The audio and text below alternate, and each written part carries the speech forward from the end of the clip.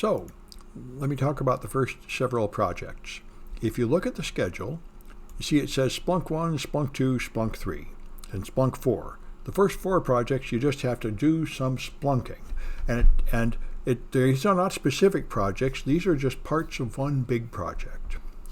So if you go to the projects, they're linked at the top of this page. You hit projects, and then you get the full stack incident response class I've been teaching at Black Hat. And the first one is Splunk right here. And there's 300 points worth of stuff here. The whole class is only like 500 or 600 points. So like I said, there's a lot of extra credit if you want it. I only made 20 of these a week due for the first 4 weeks. So 80 points is all I considered required. But if you do the rest, it's extra credit. And if you may have already done some of these if you've been taking my other courses, which is fine. But this is Boss of the SOC. This is data Splunk set up about 5 years ago, or 4 years ago. They paid their employees to go set up servers and perform some attacks and collect all the data and archive it all so people could practice doing incident response and threat hunting and finding out what's going on here. And I took that data and I put it on a couple of public servers so anybody can use it. So it's splunk.samsclass.info or splunk2.samsclass.info. There's 2 copies just in case I have a lot of students trying to use it at once. And people started hacking them and taking them down, so I put a username and password on them just to stop dumb automated attacks. The username is student1 and the password is student1. So I find that my Brave browser doesn't seem to handle basic authentication very well, so I use Opera for it. And so here's my Opera browser going to splunk.samsclass.info, and it asks me for username and password, and my browser is remembering that it's student1, student1. So I sign in, and that takes you to Splunk. Splunk is a very expensive, very important product, but the free version is wonderful. The free version has all the features. The only thing it cannot do is monitor a large amount of live network data, but you can monitor archived network data for free. So you can totally have a class where you practice using it with the free version. So here, the only thing we're going to use is the search pane. So just click search, and then you get to the main active part of Splunk for us, which is the search panel. This is Google for log data. That's what Splunk is. The point of Splunk is all the devices on your network send their logs to a central server, and you can search them here and track down what's been going on your network from one location. So here you see about 1 million events, all from 5 years ago. That is the Splunk Boss of the SOC data set. So there are 1 million log events, and if you click Data Summary, you can see what kind of data is here. Here it tells you which machine sent the data, and here it tells you what sources sent the data, and this is probably the most helpful. Here it tells you what source types the data were. And so the first several are Windows event logs. So these are Windows machines, and the Microsoft event logs are the internal logging that Microsoft provides with Windows. So the event logs from those machines have been sent up. Yeah, good, thank you. I see MFEL sent me his name, good. All right. Yep, and if you want to try getting in the Canvas for non-CCSF students, let me know how it works. Anyway, you got access denied, not the usual enroll page. Okay, thanks. I'll have to try and figure out what's going on with that. I don't know, I couldn't find the enroll page anywhere. I have to try again later. Thank you. Anyway, so here's Windows registry information that's being forwarded by something. Here's Sysmon. Sysmon is a fantastic tool. We're going to use it a lot.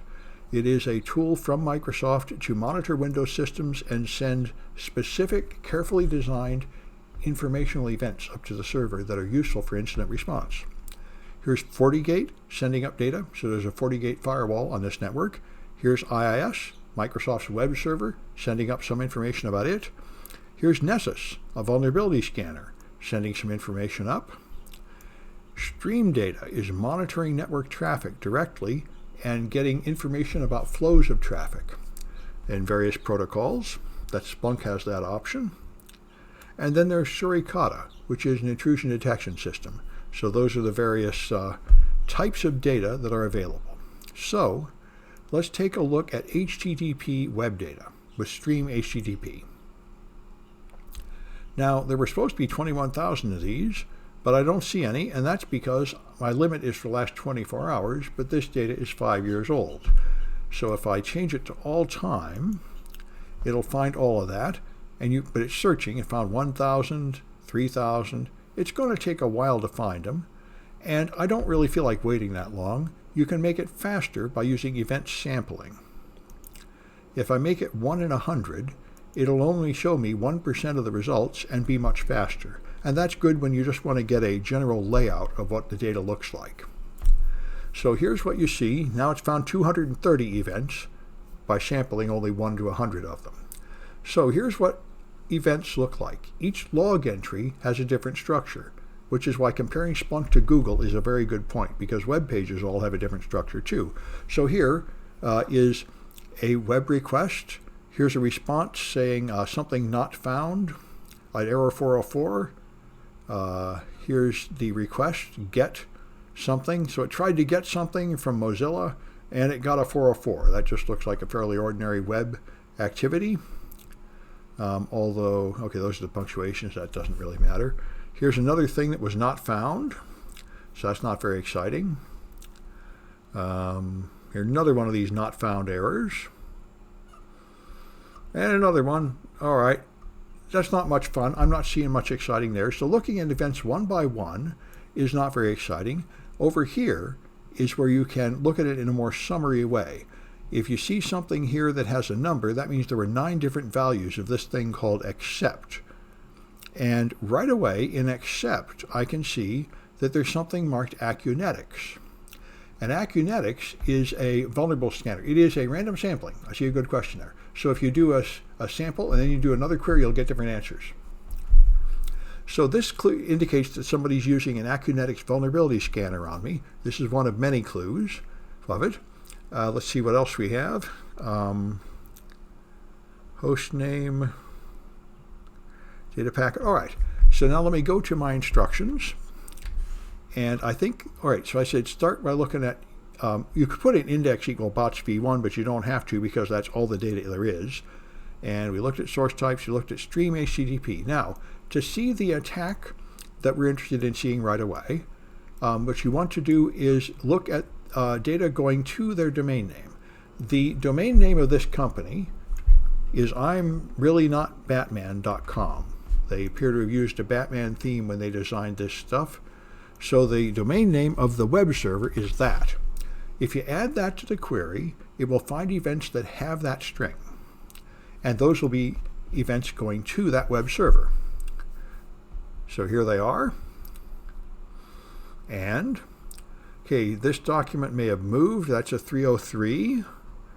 And here's the Joomla. Okay, and right away the first one shows me what I was hoping to see.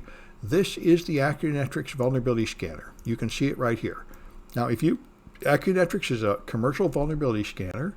It looks like the bad guys got a cracked version of that or something, and they used it to scan the web server for vulnerabilities. This is an attack. Unless this is your security team doing an authorized security test, this is an attacker trying to find vulnerabilities on your server. So, now right away you know several things. You know what kind of vuln scanner they were using. You know the attacker's IP address. There will be a source IP address here, right there, 40.80. something. That's the attacker's IP address. You know the IP address of the web server. That'll be the destination address of this traffic going to the web server. So that's a good start.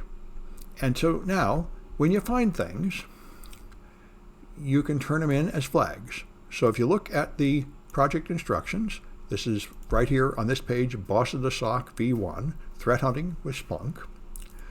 There's a little instructions how to get you started, and then there are some challenges. So you want to find the name of the scanner, and we just found that, the attacker's IP, the web server's IP. So there's 3 flags right there. When you find a flag, take a note of which one it is, take a screenshot of the image that found the flag, and then you'll find the rest of the instructions up here, how to submit your project. Capture an image showing the flag, and turn it in Canvas with the flag in the text field and the image in the upload. So in Canvas, you'll find an assignment called Splunk 1. And anyway, turn in at least 20 points worth of flags every week for the first 4 weeks.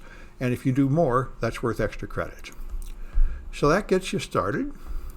And the other thing I want to do is show you how we find traffic going backwards in Splunk. So now I know the server's IP address. So I'm going to record that. And now, if I go here, I can find the source IP address of a web request.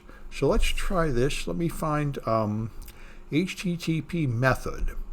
This is the request sent. And I don't think I need to do that right. I think I'll just go with the source address. Let's go to source address, which should be here, source IP. Okay, sometimes it came from here, sometimes it came from there. I'm just going to click either one of these right now, just to get it to format correctly. And now I have the source IP up here.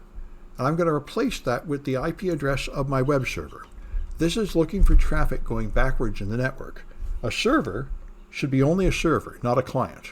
So requests should be coming into your web server, and it should be replying. Your web server should not be sending web requests out to other servers. This is why if you install Microsoft Windows Server 2016 or 2019 or anything, it will install Internet Explorer in a special mode that will not let you download anything, because you're not supposed to be opening a browser on a server and going to websites and downloading stuff. That's dangerous for 2 reasons. In the first place, you might download malware and get it infected. But in the second case, this is what people do when they take over servers.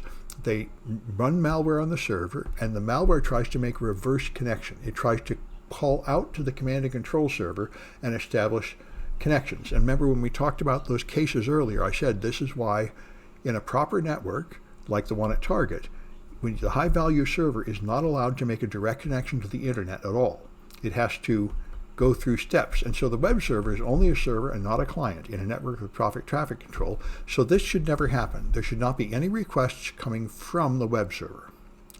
And if that happens, that's traffic going backwards through the network. Now I found 0 events, but for one thing, I'm still doing sampling. So let's turn off the sampling and let it search again. I still find 0, but that's because I left the domain name in here. If the web server was to make a request going out to somewhere else, it wouldn't have the web server's domain name in it anymore, so I have to get rid of that. And now I will find events that went backwards through the network, and there should be 8 or 9 of them. Yep, there are 8 events where the traffic went backwards. These are events that should never happen, where the web server directly called out to the internet. And if you look at them, the very first one is an attacker downloading a JPEG with an obviously malicious name, downloading it from a strange domain with a strange port number, which is obviously a malware, a staging server where they host things they're going to use for attacks. And this is the answer to, again, several flags. The name of the image that was downloaded, the IP address of their staging server, and their domain name, which you see here, prankglassbracket.jumpingcrab.com. And here's another thing I think I'll show you, which will lead towards the attack stuff we're going to get to later. If you find a domain name that is being used for malicious purposes, like this one's being used to download images to deface web pages, other people might be using that. Or that might be used in other campaigns. So just go to Google, and you could Google that domain, but you could also just Google the IP address. This request is going to a destination IP up here. So this IP address is being used by criminals to do something nasty. And if that is true, there are people that just record those IP addresses and put them in threat intelligence databases like Alien Vault and Threat Crowd and many others. If you just Google a malicious IP address, you will find out what bad things it's been recorded doing. And so these guys have found just a few entries there. Maybe it's still running. Let's go to the next one. There. Is it malicious? Most people voted it was malicious. It's in the United States. Here's the DNS records for it. Wayne Corp Inc. Here's poisonivy.com. Here's prankglassingbracket.jumpingcab.com. Here's a series of malicious domains it used. and there's more flags there to find. So this is what you do. This is open source intelligence, where once you find something about the attacker, you can learn more about them. I think that's enough for tonight. I'm going to stop this video. What if there are more scanners than Accunetrics? Yeah, and how can you find a list? Well, it's a very good question. You would just have to look for, clues. There are a lot of scanners, and by the way, a properly configured scanner will not advertise its presence so obviously. So what we're doing here is simple techniques that will find simple-minded attackers that are not hiding very well.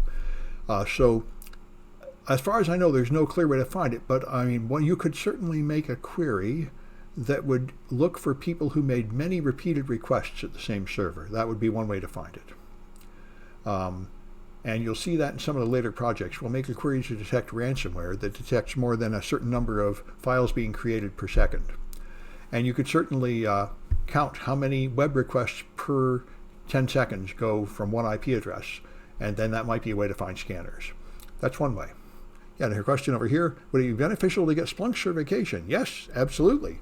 I've been teaching a class for a while. I think Alan was teaching it for a while. I think he still is. CNIT 50, which is the Splunk certification. I highly recommend it. It's easy to get. It fits in a one-unit course, and it's valuable on your resume. And there's a whole bunch more beyond the first one. But yeah, Splunk, really good things to get certificates in are like Cisco, Splunk, Amazon Web Services, Azure. All those are good things. Yeah. Sure, somebody, if you already completed flags, you can turn them in. You just have to turn in screenshots and the images. Yeah, that's fine. Good. I see a lot of good questions.